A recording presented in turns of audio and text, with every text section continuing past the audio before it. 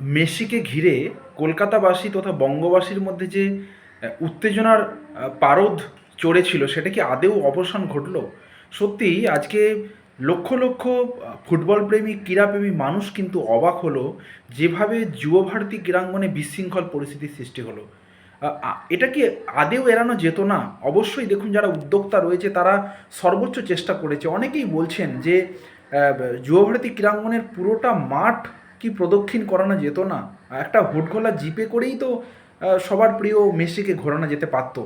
এই প্রশ্ন কিন্তু বারবার ধরে উঠছে এবং যেভাবে চরম বিশৃঙ্খলা সৃষ্টি হলো, মানে প্রশাসনের কাছেও যেন একটা কোথাও না কোথাও একটা প্রশ্নের উদ্রেক হচ্ছে বারবার ধরে। তারা কি এইটাকে আগে থেকে কি বুঝতে পারেনি কোথাও যে মেসির এত বড় একটা ফ্যান বেস রয়েছে গোটা পৃথিবী জুড়ে এবং ভারতবর্ষ তথা পশ্চিমবঙ্গে বিগত কয়েক মাস ধরে কেউ বলছেন 30,000, কেউ বলছেন 40,000, কেউ বলছেন 10,000, কেউ 15,000, এত এত টাকা দিয়ে টিকিট কেটে যদি তারা তাদের প্রিয় তারকাকে কাছ থেকে না দেখতে পায়, তবে কখনোই এতটা উত্তেজনা বা চেয়ার ছোড়া, বোতল ছোড়া এগুলো হয়তো কাম্য নয়, কখনোই সভ্য সমাজ একটা মেনে নেওয়া যায় না। কিন্তু তারপরেও তাদের যে আবেগ, তাদের যে ইমোশন, সেটাকে কোথাও না কোথাও আঘাতের ফলেই মনে হয় এই ধরনের ঘটনা ঘটেছে বলে মনে হয়। তবে মনে হয় উদ্যোক্তাদের পরবর্তীকালে এই সমস্ত বিষয়গুলোতে আরও বেশি সচেতন হতে হবে এবং যারা প্রিয় খেলোয়াড়কে দেখতে যারা যাচ্ছে ওখানে, তাদের যে আবেগ, আমার মনে হয় তবেই বোধহয় সেই আবেগকে গুরুত্ব দেওয়া যাবে বলে মনে হয়।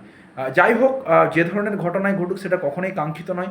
অবশ্যই দর্শক আসন এবং প্রশাসনিক ব্যবস্থা আরও মজবুত হওয়ার বলে আমার মনে হয়। ধন্যবাদ।